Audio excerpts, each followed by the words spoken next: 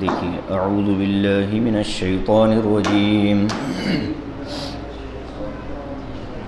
بسم اللہ الرحمن الرحیم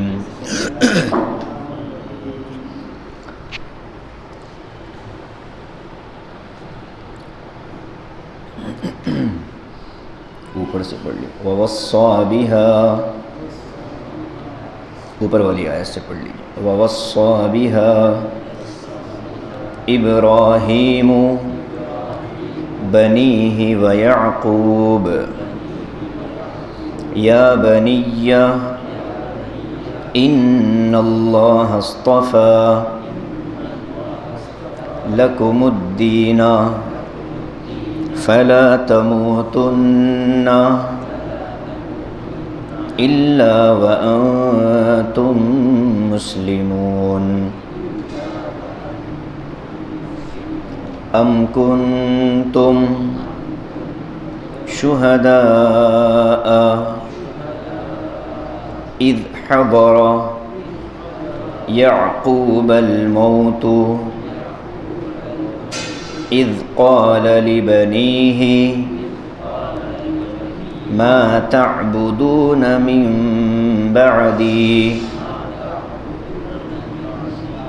قالوا نعبد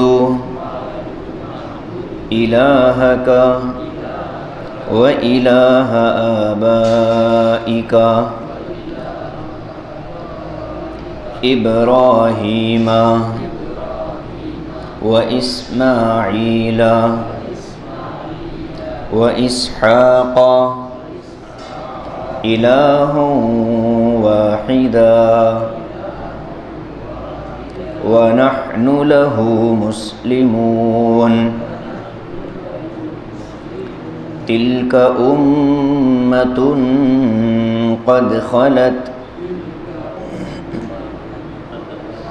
لها ما كسبت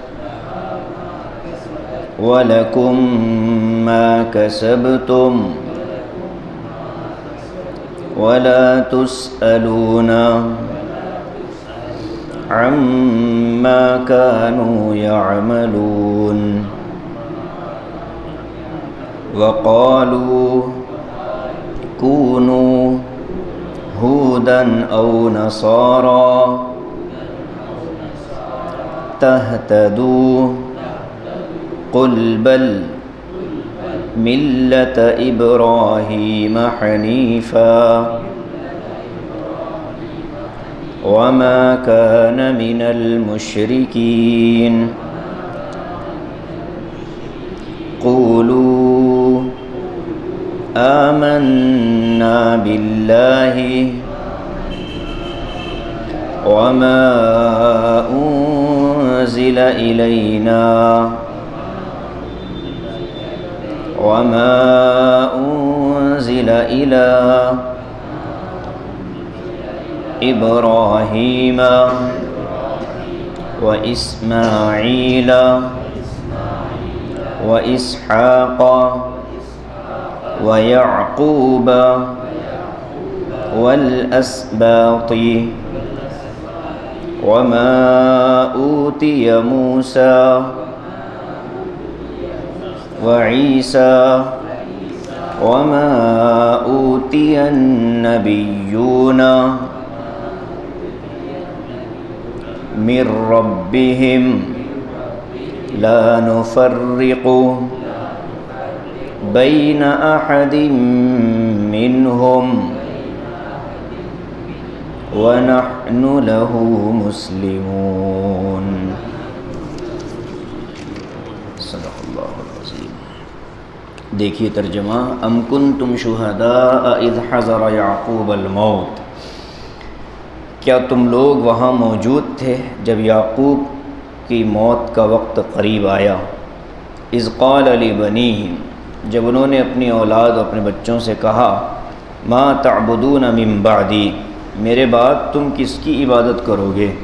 قالوا نعبد الہک، ان لوگوں نے کہا کہ ہم آپ کے معبود و الہ آبائک، اور آپ کے بزرگوں ابراہیم و اسماعیل و اسحاق، آپ کے بزرگوں یعنی حضرت ابراہیم اور حضرت اسماعیل اور حضرت اسحاق ان کے معبود کی ہم عبادت کریں گے، الہ واحدہ جو کہ سب کا اکیلا واحد معبود ہے، وَنَحْنُ لَهُ مُسْلِمُونَ اور ہم اس کے فرما بردار رہیں گے۔ تِلْكَ أُمَّةٌ قَدْ خَلَتْ وہ ایک جماعت تھی جو چلی گئی، لَهَا مَا كَسَبَتْ ان کے کام وہ آئے گا وہ جو انہوں نے کیے، وَلَكُمْ مَا كَسَبْتُمْ تمہارے کام وہ آئے گا جو تم کرو گے، وَلَا تُسْأَلُونَ عَمَّا كَانُوا يَعْمَلُونَ اور تم سے ان گزرنے والوں کے بارے میں نہیں پوچھا جائے گا۔ وَقَالُوا كُونُوا هُودًا أَوْ نَصَارَىٰ تَهْتَدُوا یہود و نصارہ کہتے ہیں کہ یہودی یا نصرانی بن جاؤ کامیاب ہو جاؤ گے۔ قُلْ بَلْ مِلَّةَ إِبْرَاهِيمَ حَنِيفًا آپ فرما دیجئے کہ نہیں بلکہ ہم تو ملت ابراہیمی کی پیروی کریں گے جو کہ سیدھا راستہ ہے۔ وَمَا كَانَ مِنَ الْمُشْرِكِينَ اور حضرت ابراہیم شرک نہیں کرتے تھے۔ قُولُوا آمَنَّا بِاللَّهِ اے ایمان والو تم یوں کہہ دو ہم ایمان لے آئے اللہ پر، وَمَا أُنزِلَ إِلَيْنَا اور اس کتاب پر جو ہماری طرف نازل کی گئی، وَمَا أُنزِلَ إِلَىٰ إِبْرَاهِيمَ وَإِسْمَاعِيلَ وَإِسْحَاقَ وَيَعْقُوبَ وَالْأَسْبَاطِ اور ان چھوٹی چھوٹی کتابوں پر جو بھیجی گئیں حضرت ابراہیم، اسماعیل اور اسحاق اور یعقوب اور اولاد یعقوب کی طرف، وَمَا أُوتِيَ مُوسَىٰ وَعِیسیٰ اور ان کتابوں پر کہ جو دی گئیں موسیٰ اور عیسیٰ علیہم السلام کو، وَمَا أُوتِيَ النَّبِيُّونَ مِن رَبِّهِمْ اور جو کتابیں نبیوں کو دی گئی ان کے رب کی جانب سے، ہم ان پر ایمان لاتے ہیں۔ لا نفرق بین احد منہم ہم ایمان کے معاملے میں ان نبیوں میں کوئی فرق نہیں کرتے۔ وَنَحْنُ لَهُ مُسْلِمُونَ اور ہم اللہ تبارک و تعالیٰ کے فرما بردار ہی ہیں۔ یہ جو آیتیں ہیں گزشتہ مضمون 2 ہفتے پہلے بلکہ 3 ہفتے پہلے کا ذہن میں رکھیں۔ اسلام کی حقانیت کو اللہ نے ثابت کیا ہے۔ یہاں جن کے پاس قرآن ہے وہ 15ویں رکوع کے اختتام پر دیکھیں، جہاں 15واں رکوع جو دعائیں تھیں حضرت ابراہیم کی، ربنا وجعلنا، یہاں سے پہلی آیت میں فرمایا گیا ربنا وجعلنا مسلمین، ایک آگے فرمایا لک ومن ذریتنا امتا مسلمہ، 2 تیسرے فرمایا آگے اذ قال له ربه اسلم، آگے کی آیت یعنی کہ اس رکوع کے بعد دوسری آیت اذ قال له ربه اسلم، صفحے کے بالکل اوپر 27 نمبر پر، اور اس کے بعد فرمایا اسلمت، 4 اس کے بعد فرمایا نیچے کی آیت میں فلا تموتن الا وانتم مسلمون، 5 اس کے بعد پھر فرمایا اس کے بعد کی آیت کے اختتام پر جہاں سے آج سبق شروع ہوا وَنَحْنُ لَهُ مُسْلِمُونَ، 6 اور اس کے بعد پھر فرمایا آج کے سبق کا بالکل آخری جو جملہ تھا وہ بھی وَنَحْنُ لَهُ مُسْلِمُونَ کا ہے۔ یہ کتنے ہو گئے؟ 7۔ گویا کہ اس ایک رکوع میں اللہ تبارک و تعالی نے 7 جگہ اسلام کا لفظ ذکر فرمایا۔ اس سے سمجھ میں آتا ہے اللہ کی نظروں میں سب سے پسندیدہ دین دین اسلام ہے،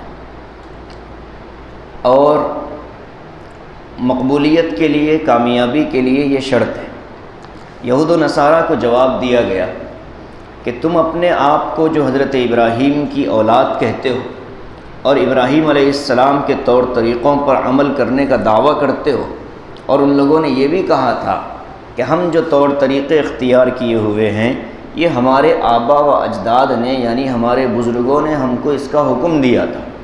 تو گزشتہ اللہ تبارک و تعالیٰ نے اس سے پہلے کی آیت میں فرمایا کہ اذ قال له ربه اسلم، دین اسلام پر عمل کرنا عقل مندوں کا کام ہے۔ جو سفیہ ہوگا، اپنی ذات میں بے وقوف ہوگا، وہ دین پر عمل نہیں کرے گا۔ جس کی عقل مضبوط ہوگی اس کو دین میں اعتراض بھی نظر نہیں آئے گا، دین کے کسی معاملے میں اس کو شک بھی نہیں ہوگا، وہ غیر ضروری دین کے معاملات میں کھوج کرید نہیں کرے گا، جس کی عقل مضبوط ہے اور جس کی عقل کا بیڑا غرق ہو چکا ہو، وہ اسلام کے احکام پر اعتراض کرنا شروع کرے گا، اس کو بات سمجھ میں نہیں آئے گی، لیکن ناقص علم کی وجہ سے، اور بے وقوفوں کی سب سے بڑی علامت یہ ہوتی ہے آتا جاتا کچھ نہیں، احساس یہ ہوتا ہے کہ ہم بہت کچھ جانتے ہیں۔ تو اللہ نے فرمایا وَمَن يَرْغَبُ عَن مِّلَّةِ ابراہیم، دین ابراہیمی سے وہی آدمی اعراض کر سکتا ہے جو اپنی ذات میں بے وقوف ہو، إِلَّا مَن سَفِهَ نَفْسَهُ، اپنے ذات میں بے وقوف۔ وَلَقَدِ اسْتَفَيْنَاهُ فِي الدُّنْيَا، ہم نے ابراہیم کو دنیا کے اندر بھی عزت دی، وَإِنَّهُ فِي الْآخِرَةِ لَمِنَ الصَّالِحِينَ، اور آخرت میں بھی وہ نیکوں کے ساتھ اٹھائے جائیں گے۔ اب فرماتے ہیں کہ ابراہیم نے اس اسلام کی اور اس طریقے کی اپنی اولاد کو بھی وصیت کی، یعقوب علیہ السلام نے بھی اپنی اولاد کو اس کی وصیت کی۔ کیا حضرت ابراہیم نے فرمایا ان اللہ اصطفیٰ لکم الدین، اللہ نے تمہارے لیے دین کو چنا ہے، فلا تموتن الا وانتم مسلمون، موت تک اس دین پر باقی رہنا تمہاری ذمہ داری۔ اب یعقوب علیہ السلام کی بات ارشاد فرمائی جا رہی، ام کنتم شہداء، مکے کے مشرکین سے، مدینے کے یہود و نصارہ سے پوچھا جا رہا ہے کہ کیا یعقوب کی موت کا وقت جب قریب آیا تو کیا تم وہاں موجود تھے؟ کسی چیز کے ثبوت کے لیے دو راستے ہوتے ہیں، دو طریقے ہوتے ہیں، یا تو آدمی مشاہدہ کر لے، مشاہدہ مطلب یہ کہ آدمی دیکھ لے، یا مشاہدہ نہیں ہے تو مضبوط روایت سے وہ بات اس کو معلوم ہو، دو ہی شکلیں ہیں۔ اللہ پوچھتے ہیں ام کنتم شہداء، کیا تم وہاں حاضر تھے جب کہ یعقوب علیہ السلام کی موت کا وقت قریب آیا تو انہوں نے اپنی اولاد سے جو باتیں کی وہاں تم تھے؟ ظاہر ہے کہ یہود و نصارہ کا وجود کب سے ہے، یہودی مذہب کب قائم ہوا؟ جب حضرت موسیٰ علیہ السلام آئے، اور عیسائی مذہب کب قائم ہوا؟ جب حضرت عیسیٰ علیہ السلام آئے۔ اور یعقوب علیہ السلام کا زمانہ کب کا ہے؟ ان دونوں کے زمانے سے کئی برس پہلے حضرت یعقوب علیہ السلام کا زمانہ۔ تو جو تمہارا وجود بعد میں ہوا ہے، تم یہ دعویٰ کیسے کر سکتے ہو کہ ہمیں یعقوب علیہ السلام نے نصیحت کی؟ کیا تم وہاں موجود تھے؟ یہ ہے اس آیت کا مطلب، ام کنتم شہداء، کیا تم وہاں موجود تھے؟ اذ حضر یعقوب الموت، جب یعقوب کی موت کا وقت قریب آیا۔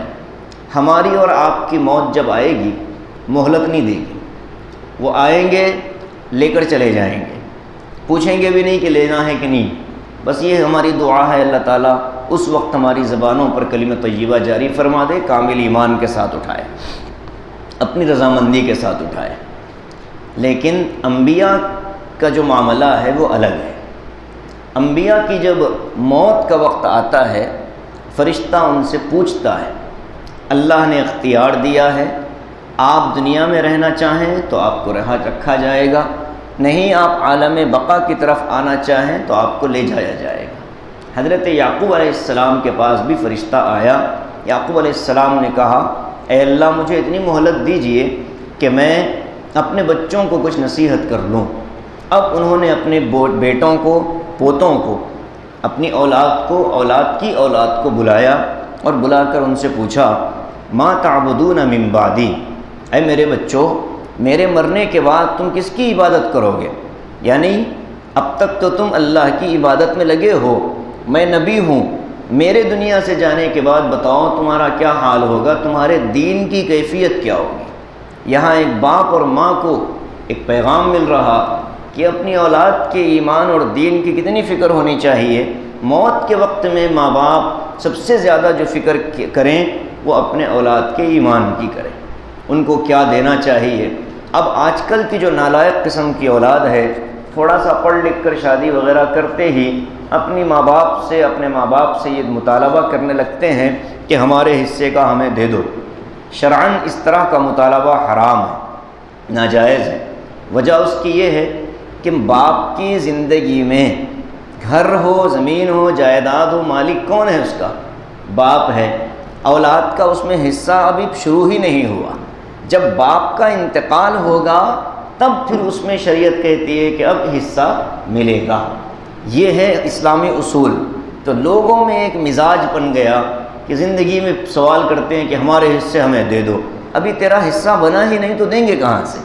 تو جب بھی پوچھا جاتا ہے ان سے کہ کسی سے مسئلہ پوچھا تو کہتے ہیں کہ جی آج کل کے مولویوں سے مسئلہ نہیں پوچھنا چاہیے، وہ شیطان جو ہے نا سیدھی طرح سے آدمی کو گمراہ نہیں کرتا، گمراہی در گمراہی، ایک گمراہی پر اس کو اطمینان نہیں ہوتا۔ جیسے کسی نے اپنے شیخ سے پوچھا تھا کہ حضرت میں جو ہے توبہ کرنا چاہتا ہوں، یا یوں کہا کہ میں اللہ تبارک و تعالیٰ کا دیدار کرنا چاہتا ہوں، تو استاذ نے کہا کہ ٹھیک ہے عشاء کی نماز پڑھے بغیر سو جا۔ اب شاگرد بڑا نمازی تھا، اس نے سوچا کہ بھائی عشاء چھوڑیں گے تو اللہ کیسے ملے گا، کم سے کم اب استاذ نے کہا بھی ہے لیکن عشاء کا معاملہ بڑا اہم ہے، آج تک کوئی نماز میری چھوٹی نہیں تو کیسے ہوگا؟ تو انہوں نے کہا کہ اس نے سوچا کم سے کم فرض پڑھ لوں 4 رکعت، سنت اور وتر چھوڑ لیں گے، سنت چھوڑ دیں گے، فرض اور وتر پڑھ لو۔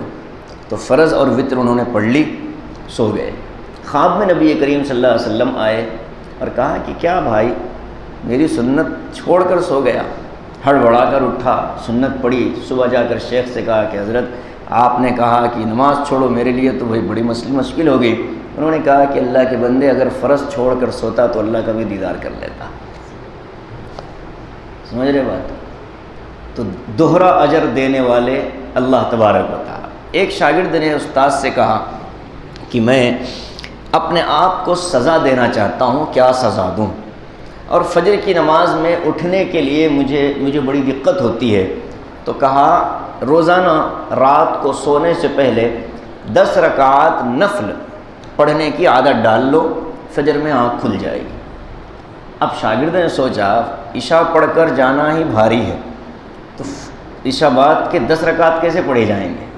لیکن مرتا کیا نہ کرتا، پڑھا، 6 رکعات کے بعد اس کو نیند لگ گئی، اور اس کے بعد پھر وہ اٹھا تو فجر میں اس کو کسی غیر محسوس طریقے سے ایسا لگا کوئی حرکت کر رہا، تو آنکھ کھل گئی۔ اس کے بعد استاد سے جا کر کہا کہ استاد جی ایسا 6 رکعات کے بعد سو گیا تھا تو سمجھ میں نہیں آیا، کسی نے بیدار کیا۔ تو کہا کہ وہ بیدار کرنے والا کوئی اور نہیں، شیطان تھا، اس لیے کہ اس کو تیرے نفل پڑھنا پسند تھوڑا ہی ہے، تیرے نوافل شیطان کو پسند تھوڑا ہی آئیں گے۔ کسی نے حضرت تھانوی رحمۃ اللہ علیہ سے کہا کہ حضرت مجھے بھولنے کی بڑی بیماری ہے، فجر کی نماز میں الارم لگا دیتا ہوں، بھول جاتا ہوں، چیزیں رکھ دیتا ہوں، بھول جاتا ہوں، یاد نہیں آتی، حضرت کیا کروں؟ تو حضرت نے نسخہ دیا، کہا کہ تو جب بھی کوئی چیز بھول جائے تو تجھے 10 رکعات نفل نماز پڑھنے کی نیت کرنی۔ اب 2 رکعات کے بعد وہ چیز اس کو یاد آ گئی، تو جا کر کہا کہ حضرت مجھے یاد آ گئی۔ تو حضرت نے کہا شیطان نے وہ چیز تیری نظروں سے چھپا دی تھی، جب تو نے نماز پڑھنی شروع کی تو شیطان ڈر گیا کہ کہیں یہ 10 رکعت کا ثواب نہ لے لے، تو 2 ہی رکعت میں اس نے وہ چیز تیرے ذہن میں ڈال دی۔ تو شیطان جو ہے نا بڑا چالاک ہے، تو وہ گمراہ کرتا ہے تو دوہرے راستے سے گمراہ کرتا ہے۔ شیخ عبد القادر جیلانی گزر رہے تھے، بادل نے سایہ کیا، آواز آئی عبد القادر میں نے تمہاری نمازیں معاف کر دی، جاؤ۔ شیخ عبد القادر جیلانی ہماری طرح تھوڑا ہی تھے کہ 2-4 اللہ اللہ سیکھ کر کے ہم اپنے آپ کو بہت بڑا اللہ والا سمجھتے ہیں۔ انہوں نے کہا شیطان کم وقت ماری کے تو نے گمراہ کرنے کا نیا راستہ اختیار کیا، نماز جب میرے نبی پر معاف نہیں ہوئی تو عبد القادر جیلانی پر کیسے معاف ہوگی؟ تو جھوٹا ہے، تو شیطان ہے۔ جب آواز آئی تو پھر دوسری آواز آئی کہ عبد القادر تجھے تیرے علم نے بچا لیا، کہا کہ اب تو میرے اندر بھی تکبر پیدا کرنا چاہتا ہے، مجھے میرے اللہ نے بچایا ہے۔ شیطان کے جو حملے ہوتے ہیں بہت خطرناک طریقے سے آتے ہیں، اس لیے ان سے اپنے آپ کو بچانا ہے۔ تو یہ جو وصیت کا معاملہ ہے، زندگی میں چیزوں کے مطالبے کا معاملہ ہے، اس کی اجازت نہیں۔ مرنے کے بعد شریعت کے اعتبار سے ہاں، اگر کوئی باپ اپنی زندگی میں اپنی اولاد کو اپنی جائیداد تقسیم کرنا چاہتا ہے بطور ہدیہ، تو اب اسلام کا حکم یہ ہے کہ ساری اولادوں کو برابر حصہ دینا پڑے گا، بیٹی اور بیٹے کے اندر کسی قسم کا کوئی فرق نہیں کیا جا سکتا۔ اگر کسی نے کیا تو قیامت کے دن اس باپ کو عدالت میں کھڑا کیا جائے گا اور ناانصافوں کی فہرست میں اس کا نام شامل کیا جائے گا۔ تو اصل جو فکر کرنی ہے ماں باپ کو اپنے اولاد کے آخرت اور ایمان اور عقیدے کی، یہاں بتایا جا رہا، فرمایا کہ تم میرے بعد کس کی عبادت کرو گے؟ بچوں نے کہا آپ کے معبود، آپ کے دادا آپ کے دادا، آپ کے چاچا، ان بزرگوں نے جس اللہ کو مانا ہے ہم بھی اسی کی عبادت کریں گے، وَنَحْنُ لَهُ مُسْلِمُونَ، ہم اس کے فرما بردار رہیں گے۔ اب اللہ فرماتا ہے مدینے کے اور مشرکین مکہ سے کہ وہ ایک جماعت تھی جو گزر گئی انبیاء کی، ان کی نیکی تم کو کوئی فائدہ پہنچانے والی نہیں ہے، اور تمہاری برائی سے ان کو کوئی فائدہ ہونے والا، نقصان ہونے والا نہیں ہے۔ باپ کھانا کھائے گا، بیٹے کی بھوک نہیں مٹے گی، بیٹا کھائے گا، باپ کی بھوک نہیں مٹے گی۔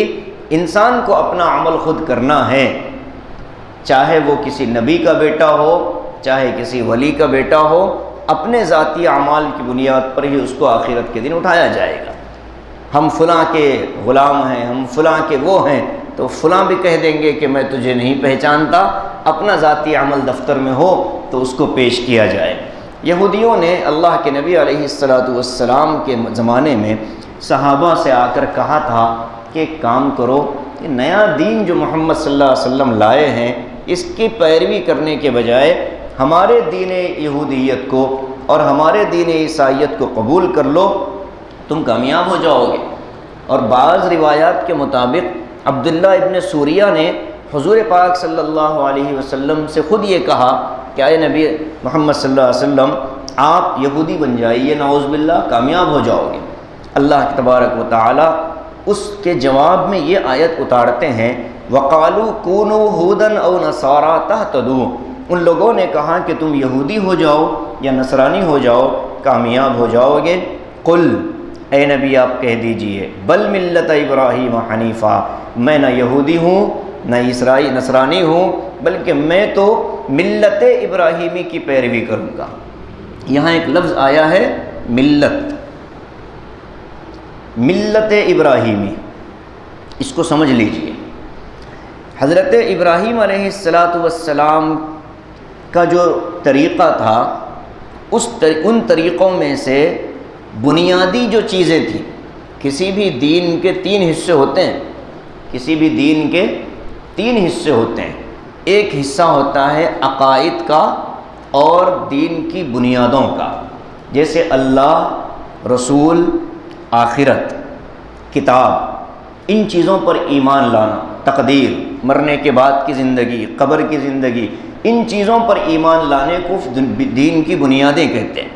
ٹھیک ہے، دین کی بنیادوں میں کوئی تبدیلی نہیں ہے، دین کی بنیادوں میں کوئی تبدیلی نہیں۔ حضرت نوح علیہ السلام کا جو تھا، نبی پاک صلی اللہ علیہ وسلم تک وہی عقیدے چلے، وہی اصول چلے، وہی بنیادیں چلی۔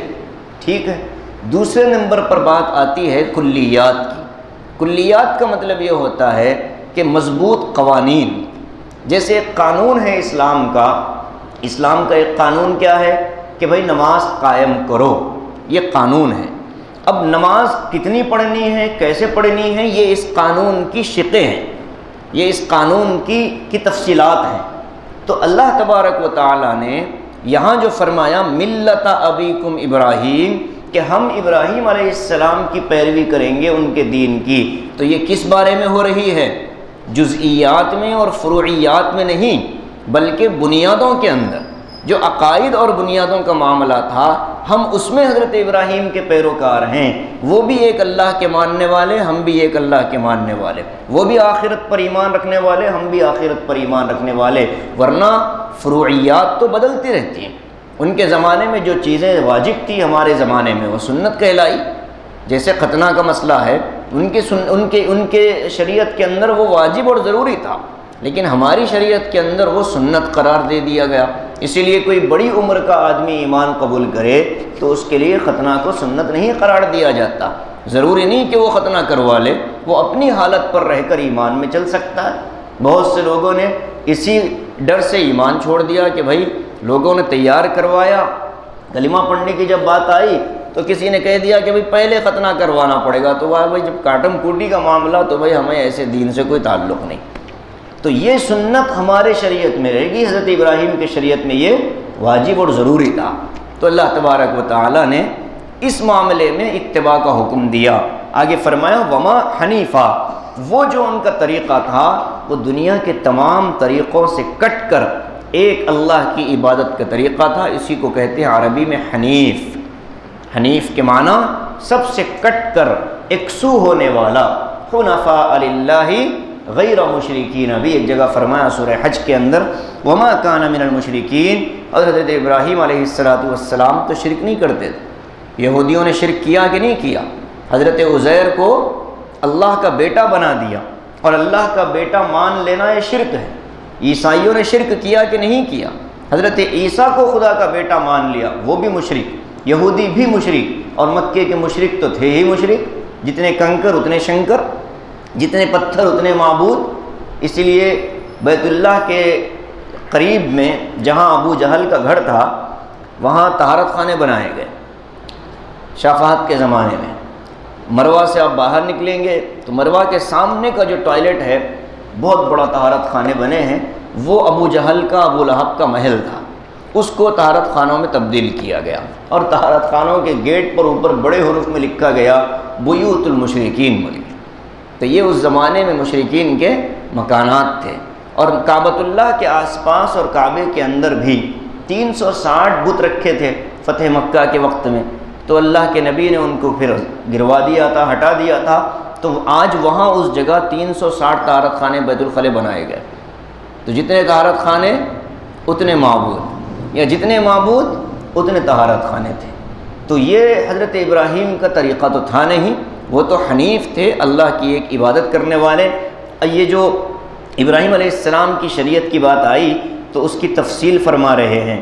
قولو، اے لوگو آپ یہ کہہ دو جواب میں کافروں کے، ان لوگوں نے آفر دیا تھا کہ تم یہودی بن جاؤ، نصرانی بن جاؤ، اب تم جواب میں یہ کہو آمنا باللہ، ہم ایمان لے آئے اللہ پر، اس کی ذات اور صفات کے ساتھ، اس کی تمام تر قدرتوں پر، وما انزل الینا، اور اس کتاب پر جو ہماری طرف بھیجی گئی، یہ ہر علاقے کے ہر زمانے کے لوگوں کے لیے، وما انزل الی ابراہیم، اور وہ صحیفے اور وہ چھوٹی چھوٹی کتابیں جو حضرت ابراہیم، حضرت اسماعیل، حضرت اسحاق، حضرت یعقوب والاسباطی، اور اولاد یعقوب، ان لوگوں کو جو چھوٹی چھوٹی کتابیں دی گئی ہم ان پر بھی ایمان لاتے ہیں۔ چھوٹی کتابیں کتنی آئی تھی آسمان سے؟ بعض روایات کے مطابق 100، بعض روایات کے مطابق 100 سے کچھ زائد۔ ہم ان تمام چھوٹے صحیفوں پر ایمان لاتے ہیں۔ سورہ سبح اسمہ کی جو آخری آیت ہے صحف ابراہیم و موسیٰ، کہ وہ صحیفے جو حضرت ابراہیم پر نازل کیے گئے ہم ان پر بھی ایمان لاتے ہیں۔ یہاں ایک لفظ آیا ہے اسباط۔ اسباط جو ہے حضرت یعقوب علیہ السلام کے 12 بیٹے تھے، ان 12 بیٹوں کا خاندان جو تھا، 12 خاندان، نسلیں، اولادیں، ان سب کو اسباط کہا جاتا ہے۔ حضرت یعقوب کی جو نسل تھی اس کو اسباط کہتے ہیں۔ وما اوتی موسیٰ، اور جو کتاب موسیٰ پر اتاری گئی کون سی؟ تورات۔ و عیسیٰ، اور جو حضرت عیسیٰ پر اتاری گئی کون سی؟ انجیل۔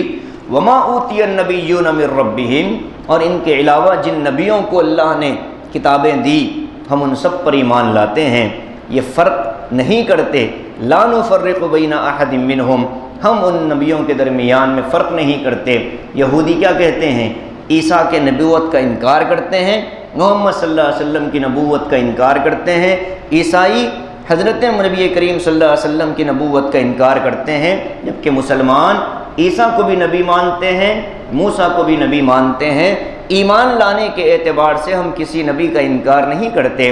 یہ اصل دین اور اصل اسلام ہے، اور یہ ہماری پہچان ہے، اور یہ حضرت ابراہیم علیہ السلام کا طور اور طریقہ ہے۔ وَنَحْنُ لَهُ مُسْلِمُونَ، اور ہم اللہ تبارک و تعالیٰ کے فرما بردار ہیں، رہیں گے۔ مصر میں ایک ڈیبیٹ چلا تھا، میں نے اس سے پہلے عرض کیا کہیں، مصر میں ایک ڈیبیٹ ہوا، ایک عیسائی، ایک یہودی اور ایک عالم مسلمان، تینوں کو بٹھا کر کے یہ کہا گیا کہ تینوں اس بات کو ثابت کرو کہ جنت میں تینوں میں کون جائے گا۔ تو ایک نے کہا کہ ہم جائیں گے، یہودیوں نے کہا کہ ہم جائیں گے، عیسائیوں نے کہا ہم جائیں گے، مسلمان اور یہودی، عیسائی نہیں جائیں گے، یہودی نہیں جائیں گے۔ تو جب مسلمان کی بات آئی تو انہوں نے صرف یہ کہا کہ اگر موسیٰ کو مان کر تم جنت میں جاتے ہو اور عیسیٰ کو مان کر تم جنت میں جاتے ہو تو پھر مسلمانوں کا جنت میں جانا تو طے ہے، اس لیے کہ ہم موسیٰ کو بھی مانتے ہیں اور عیسیٰ کو بھی مانتے ہیں۔ تم چونکہ عیسیٰ کا انکار کرتے ہو اور محمد صلی اللہ علیہ وسلم کا انکار کرتے ہو اور عیسائی محمد صلی اللہ علیہ وسلم کا انکار کرتے ہیں، لہٰذا تم تو نہیں جا سکتے، البتہ ہمارا جنت میں جانا طے اور یقینی۔ یہی ہمارے اسلام کی خصوصیت ہے۔ ہم کبھی کسی نبی کے بارے میں یہ نہیں کہتے کہ ہم فلاں نبی کا انکار، نعوذ باللہ، ہمارا ایمان کا حصہ ہے۔ جتنے انبیاء اللہ نے بھیجے ان سب پر ہم ایمان لاتے ہیں، ان سب کو ہم سچا مانتے ہیں۔ یہ الگ بات ہے کہ ہمارے لیے ان کی شریعت پر عمل کرنا اب جائز نہیں، عمل تو ہم اپنے نبی پر کریں گے، لیکن ماننے کے اعتبار سے، نبی ہونے کے اعتبار سے تو ہم ان پر ایمان لاتے ہیں۔ آمنت باللہ وملائکتہ وکتبہ ورسلہ، ہم ایمان لائے اللہ پر، ملائکہ پر، اس کی بھیجی ہوئی کتابوں پر اور اس کے بھیجے ہوئے رسولوں پر، والقدر خیرہ وشرہ، اور جو چیزیں آسمان سے اچھی بری آتی ہیں وہ ساری اللہ تبارک و تعالیٰ کی قدرت میں ہے، اور آخرت کے دن پر ہم ایمان لے آتے ہیں، والبعث بعد الموت، مرنے کے بعد دوبارہ زندہ ہونے پر ہمارا ایمان۔ ان میں سے کسی بھی معاملے میں اگر شک ہوگا تو ایمان خطرے میں پڑ جائے گا، اس لیے فرمایا لا نفرق بین احد منہم، ہم نبیوں میں سے کسی کا انکار نہیں کرتے، نہ آپس میں کچھ فرق کرتے ہیں، ہم تو سب نبیوں کو قابل عظمت اور قابل احترام سمجھتے ہیں، اور ہم اللہ کی فرما برداری کرتے رہیں گے۔ یہ جو درس ہوا ہے، اگلا درس سورہ انشاءاللہ پارے کے ختم تک ہوگا، پہلے پارے کا اختتام ہو جائے گا۔ اس کی ابتدائی آیاتوں میں اللہ نے عظیم مضامین بیان فرمائے، بہت سی آخری صفحہ